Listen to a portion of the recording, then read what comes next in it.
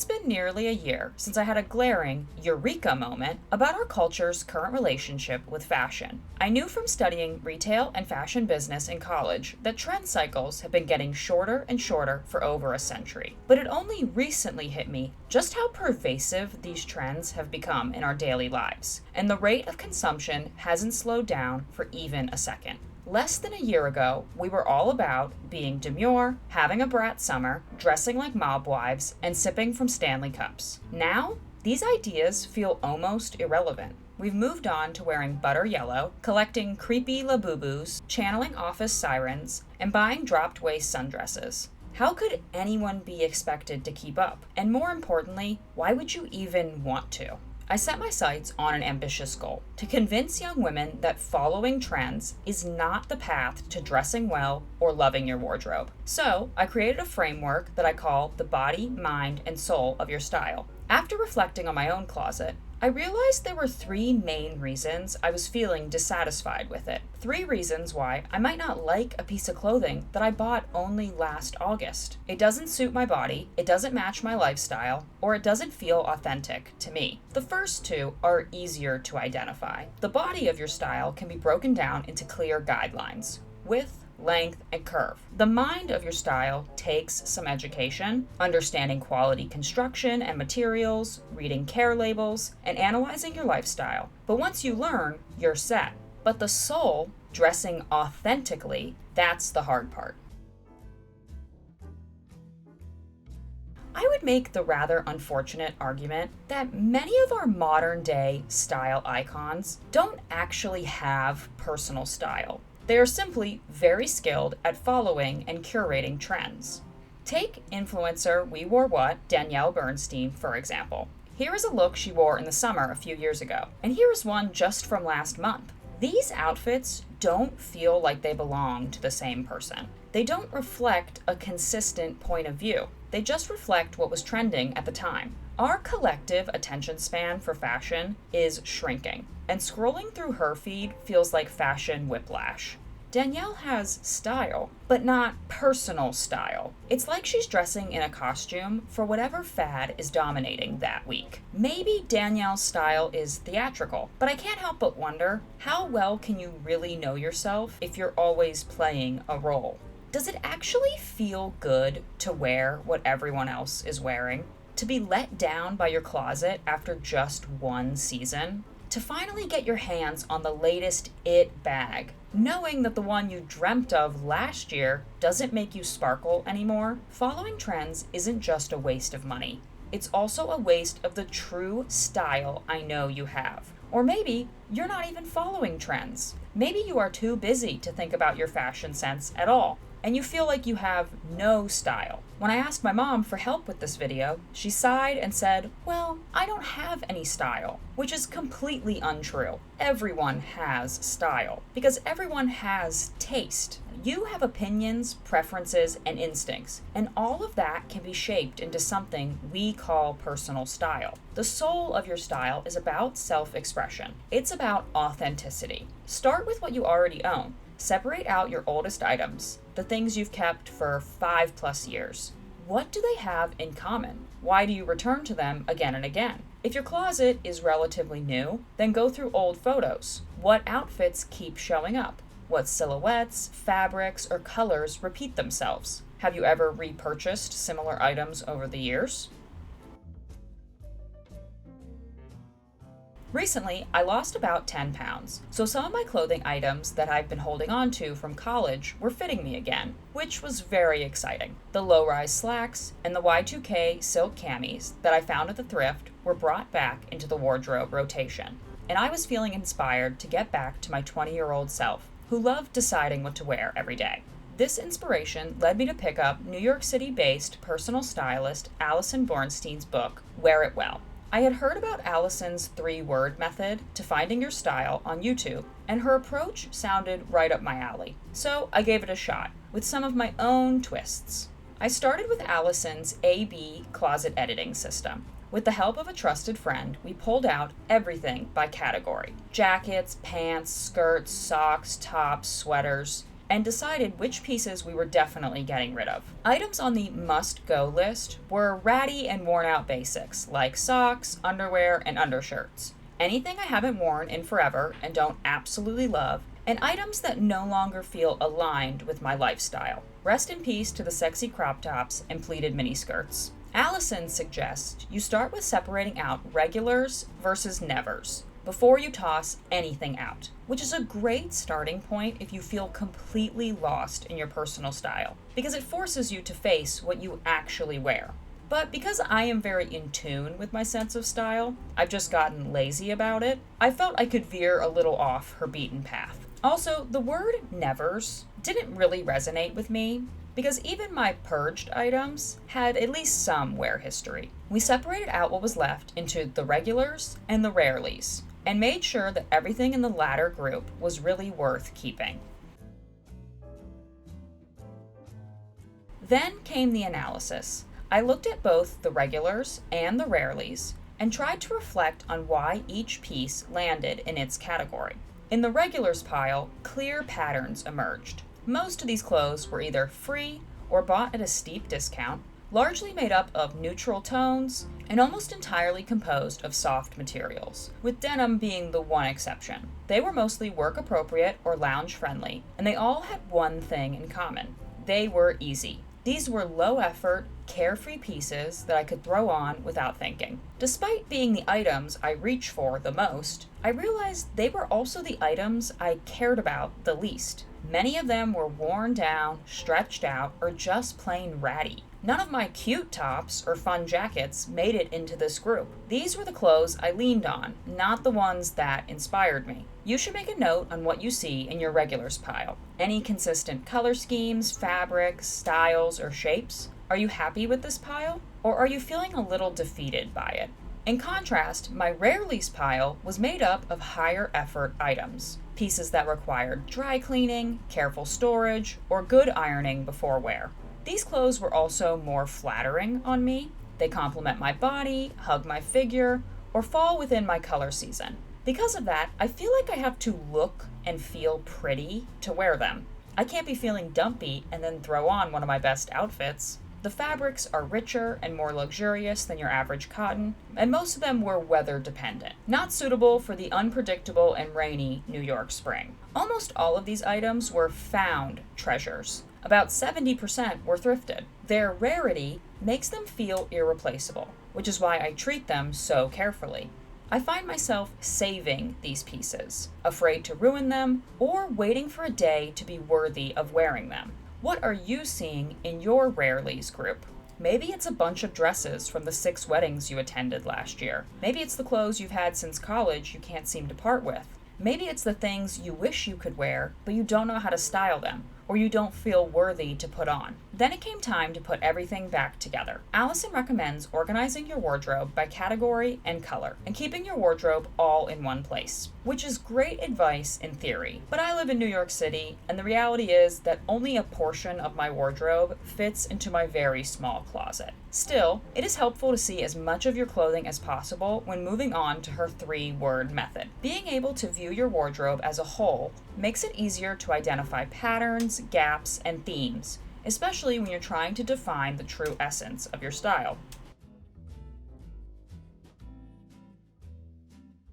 To bring the soul of your style out of the conceptual and into the real world, you need a framework. Something you can easily go back to whenever you're doing a closet clean out, buying new shoes, or just for when getting dressed in the morning is feeling more like a chore than a fun and creative part of your day. After looking into style systems of various experts, I found Allison's 3-word method to be a great place to start. Now, I don't see eye to eye with all of Allison's suggestions in her book, Wear It Well. Primarily, I disagree with her on the belief that everyone needs to have wardrobe basics, like a white t-shirt, blazer, or turtleneck. I, for one, look horrible in a turtleneck. I have a wider frame with squared shoulders, so turtlenecks make me look frumpy and make me feel like I am suffocating. But I think Allison is really onto something with her 3-word system. I just tweaked her formula a little bit. The 3-word method is meant to help you uncover and articulate the spirit of your personal style. Finding a unique trio of words can open up new ideas and act as a creative compass. 3 words allows for nuance, contrast, and personality. They can work as a fashion mantra.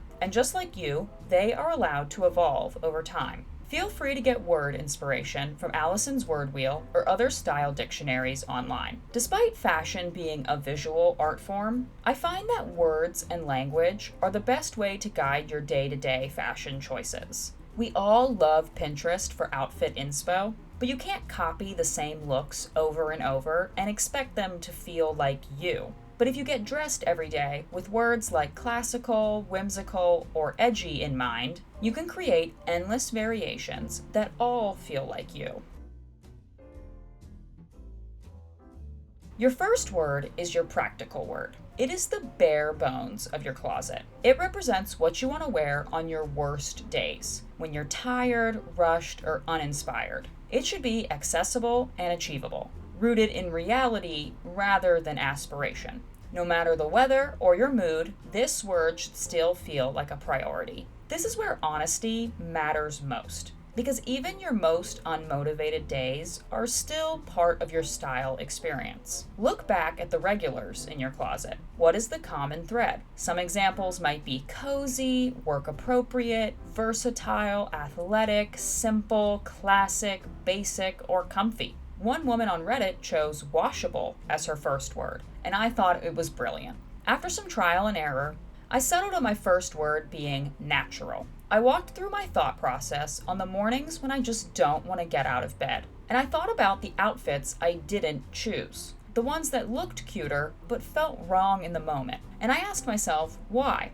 What I realized was that I needed clothes that felt easy, soft, and unrestricted. While natural makes most people think of certain fabrics or colors, for me it also connects to feeling calm and comfortable. I want to be able to move, sit, and exist without my clothes getting in the way. That's why I stopped buying fitted jackets altogether. I hate how stiff and confined they make me feel. Natural also resonates with me on a personal level. I considered words like carefree, but I'm not a carefree person. I care deeply about almost everything. I played around with soft for a little, but ultimately decided to change it based on how it worked with my other 2 words. Natural makes me think of organic shapes, natural fibers, and breezy fits, which all feel right up my alley. Your second word is your aspirational self. It encompasses something that you feel is lacking in your current fashion choices, but you want to embody more. This is not about becoming a different person or about you 10 years in the future. This is about you next month. A version of you just a few steps ahead, more confident, more refined, and more inspired. Allison suggests putting your phone away, grabbing a pen and paper, and creating a space to dream. Light a candle, close your eyes, and imagine yourself in the near future, having a really good day. Try to soak up the details. Where are you? What are you doing? What are you wearing? Think about the context, the time of day, colors, accessories, and fabrics, and write down what you see. In my vision, I saw myself riding the bus downtown for a night out with the gals. I was wearing a dress similar to ones I own, but not actually from my wardrobe. It's an ensemble like this pink look from Carrie Bradshaw. An airy and ruffled midi dress in a pink floral fabric and some fun strappy kitten heels. The look felt distinctly sexier than my usual outfits, but still natural and soft. My jewelry was a bit more luxurious than I currently own, a heavy gold bangle and a diamond tennis bracelet, balanced by a beaded jade bracelet from a hippie shop on Etsy. As I pictured the moment, I jotted down words that came to mind. Sexy, glamorous, sensual, feminine, flirty, fun, but the word I landed on was romantic. I think your second word can be much more aesthetically driven than your first, especially if there is a particular style you have loved for a long time. Something like punky, minimalist, bohemian, preppy, or sophisticated. When shopping, you can ask yourself, would future me wear that? Or as you edit your closet, you could ask, would future me finally let go of those overworn leggings? Now that you've landed on your first two words, you might still feel like something is missing. If you're like me, then you're sitting with natural and romantic and thinking that a whole side of your wardrobe and personality isn't being represented. That's where the third word comes in. It's the emotional override, the final piece of the puzzle that brings the whole picture into focus. Or maybe your first two words feel like opposites, sporty and glamorous. The third word can help them coexist, offering a bridge that brings balance or tension in just the right way. Words like classic, clean, or playful, something that helps these two ideas bounce off of each other instead of compete. In my case, my first two words are missing a fundamental element of my taste. Natural and romantic don't account for the weird, quirky, or eclectic pieces I consistently reach for. So I called in a trusted friend, and she reminded me of what I say nearly every time we're getting ready for a night out. I need something a little weird. Coco Chanel may have advised us to take one thing off before leaving the house, but I tend to add something unexpected. A vintage scarf, beaded necklace, or a texture that doesn't really match, but somehow makes the outfit feel like me. Maybe Chanel's less is more mantra is your vibe, and minimalist is your third word. Or maybe your style icon is Andre Leon Talley, and you're devoted to opulence. Your third word is the emotional wild card. It can be inspired by that one item in your closet you adore, even if it makes no sense with anything else you own. After much thought and word searching, I came back to the word vintage. Not only are most of my pieces secondhand or decades old, but I also have a deep appreciation for the history of fashion. The storytelling, craftsmanship, the nostalgia. Vintage allows room for the bohemian, for the moody, intellectual, and unique. All qualities that reflect the full picture of my style. Now that you've landed on three words that truly represent your style, it's time to put them into action. I am not naive to the power that trends hold. I know I'll fall for another big trend at some point, and that's okay. Trends are inevitable and can be fun inspiration. What's important is not falling for the ones that don't really feel like you. I really enjoyed seeing the girls out in their mob wife fur coats last year, but I knew these sexy, glamorous, and bold styles weren't really for me. Venturing outside of the trend cycle can feel risky. People might side-eye your dated choices. But don't worry, everything comes back around eventually. I bought my first pair of ballet flats in 2021, and by 2023, they were all over the streets of Soho. Remember, Allison's three-word method is here to guide you, not to trap you. It's not a rigid formula or a rule book. It's a reflection of your taste, your lived experiences, and your evolving sense of self. Lean into your three words when you're feeling overwhelmed or uninspired, and when you're ready for a change, let them change. It's not about curating a wardrobe that looks like a Pinterest board or performing aesthetics for TikTok. It's about building a relationship with yourself through clothing.